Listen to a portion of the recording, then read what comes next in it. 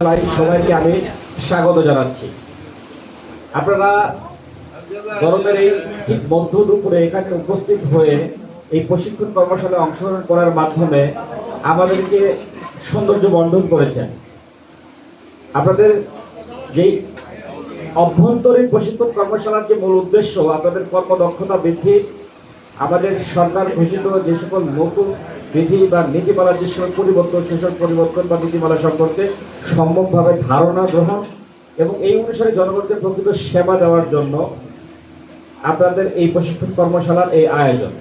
তো এই প্রশিক্ষণ কর্মশালায় আমি স্বাগত বক্তব্যে এটার উদ্বোধনী ঘোষণা করছি এবং অনুষ্ঠানের শুরুতেই আমি আমার এই অফিসে সফলভাবে কর্মরত ছিলেন বর্তমানে কাপাসিয়া সাব রেজিস্ট্রার অফিসের সুযোগ্য সাব রেজিস্ট্রার, আমাদের সকলের অত্যন্ত পছন্দের এবং প্রিয় অনেক বিজ্ঞ সাব রেজিস্ট্রার জনাব ওসমান গনি মন্ডল সাহেব এখানে রিসার্চ পার্সন হিসেবে আসছে।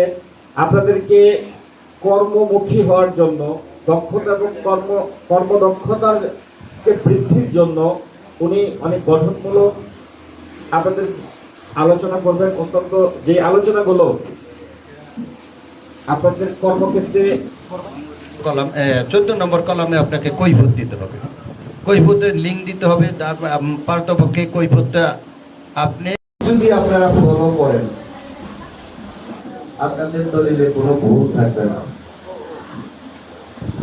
আমি মনে করি টাকা গ্রহীতা আদায় করে আবার জব্দ অর্ডার মাধ্যমে জমা করতে হবে।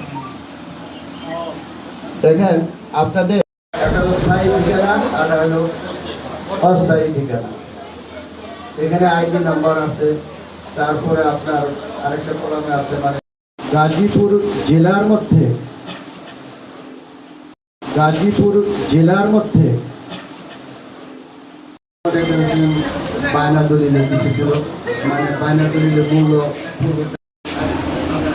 দলিলের প্রথম থেকে শুরু করে 1 নম্বর কলাম থেকে শুরু করে 22টা দলিলের প্রথম থেকে শুরু করে 1 নম্বর কলাম থেকে শুরু করে 22টা কিন্তু এখান থেকে হ্যারাসমেন্ট শুরু হয়ে গেছে।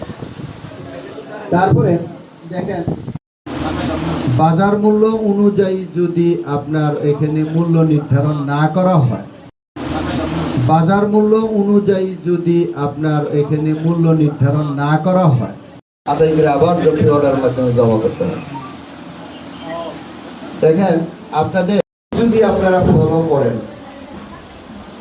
আপনাদের দলিলে কোনো ভুল থাকবে না। আমি মনে করি